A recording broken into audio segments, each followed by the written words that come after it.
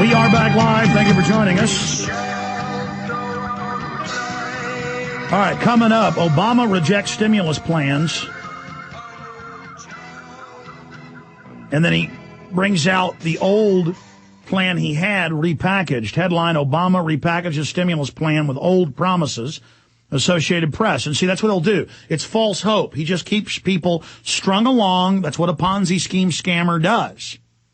They keep you strung along, and you don't want to believe you're getting hurt. You don't want to believe you're being scammed. Same thing George Bush did. Same thing Obama does, because they work for the same interest. And until we grow up and figure that out, it's only going to get worse. Meanwhile, Gingrich at Republican Fundraiser says Obama has already failed. So Gingrich is now preparing for a comeback with the Republican Party and to run for president, acting like he hasn't been part of betraying conservatism, part of derailing the revolution in 94.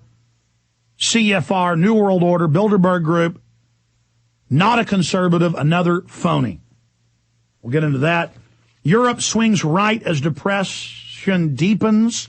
London Telegraph headline, Europe swings right as depression deepens.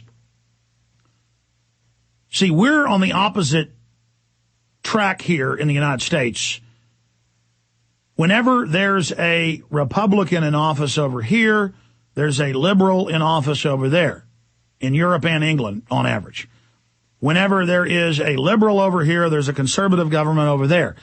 They're just on a different staged relay and exchange of power by the two different wings of the New World Order, the phony-controlled left, the phony-controlled right.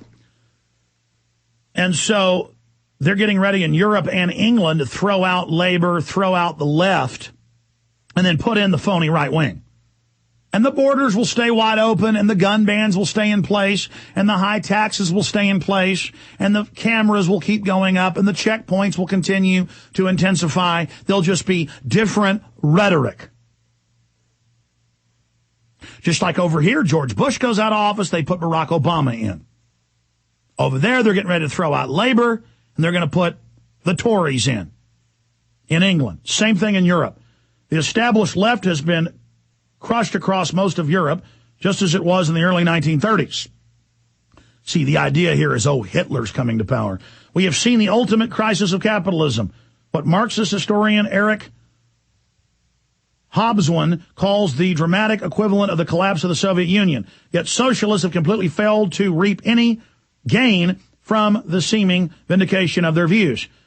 What disinformation from the London Telegraph. This is not capitalism failing. See, all the terms are false.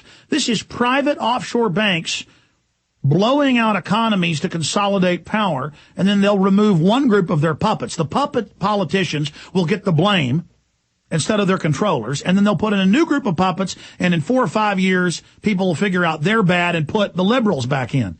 And so it goes on and on and on. The simple scam working on the simple minds. And all these headlines in Time and Newsweek, we're all socialists now.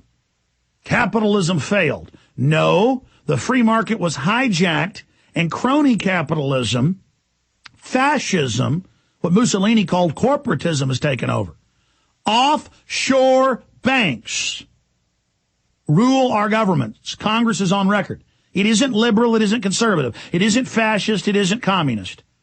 It's command and control. Until 150 years ago, it was liberty versus tyranny. It was command and control versus freedom and free market. But then they created left, right to confuse people and then made the debate about that. It's a total distraction. And I know I harp on this and harp on this and harp on this. And I know you as an audience, great, intelligent people understand it. But the general public is starting to get it, but not completely. It is not socialism to have Europe give $10 trillion and growing to offshore private banks and to tax their people to pay the bankers. That is robbery. That is bondage to a private imperial money power. This is Europe being colonized by the international bankers, being looted and squeezed and socially engineered into tyranny. And the public sees that, so they're trying to throw out the social engineer, quote, liberals who they know are raping them, hoping conservatives who are speaking out against the bankers right now will stop the looting. But see, now it's time for the fake conservatives to come in because the looting is already irrevocable. So now they can act like they were against it, but you watch, they'll do nothing now that they're going into power. It's always the same. Until we look past the puppets to the elites. The bankers engineer financial crises, panic the public, get tens of trillions of dollars for themselves in, quote, money to restart the economy, and then they hold all the money, hoarding it on record to further bankrupt things so they can come in at the absolute rock bottom, probably 2 years out, and buy up everything. And they'll even tell the suckers that, oh, the market's back up now. Everything's fine, so that the soccer moms and people will keep their money in the stock market so they can further steal the rest of it. There's no end to the suckering and the scamming and the stealing. I'm going to cover all of this and get into how the feds have now announced what I told you 6 years ago they do, because I watched Homeland Security hearings on C-SPAN. They are now going to have permanent checkpoints in all subways nationwide and search everyone. And then it will be on the streets and in malls and in Walmart. There will be metal detectors and frisking and searching everywhere you go, hardened checkpoints on the highways. It's now been announced, and we'll go over it. I mean, you are going to live in something far worse than the Soviet Union or Nazi Germany or Soviet China. This is because the new economy is going to be thugs and checkpoints and being searched. Now, I'm going to play the audio of this video that's up on Infowars.com, and I'm asking InfoWarriors to go get it. Alex Jones calls for patriots to aid him. Nobody is fighting the New World Order more effectively than we are. Does that mean we're perfect? No. In fact, it scares me that we're the biggest and best there is.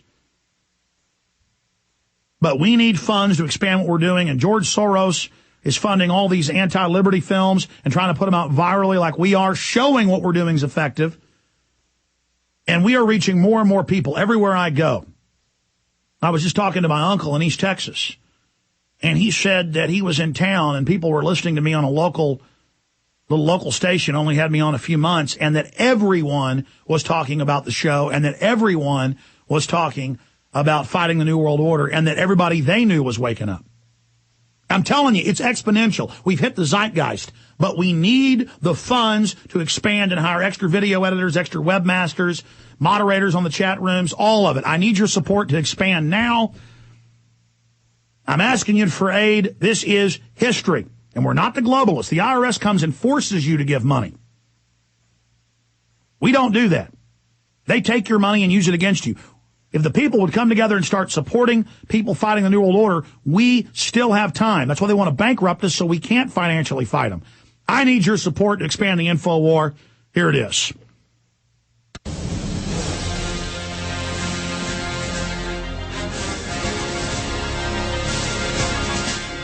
"12 months ago, listeners of mine had the idea to have an Infowars.com money bomb.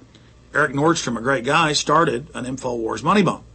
And I kind of ignored it at first because I said, I don't want to ask for money. Something I never did. I tried to fund things through video sales and radio advertising. But the money bomb was successful. We embraced it, and it raised over $200,000. And that allowed us to build this radio/TV studio. Now it's a year later. I want to give you a quick report of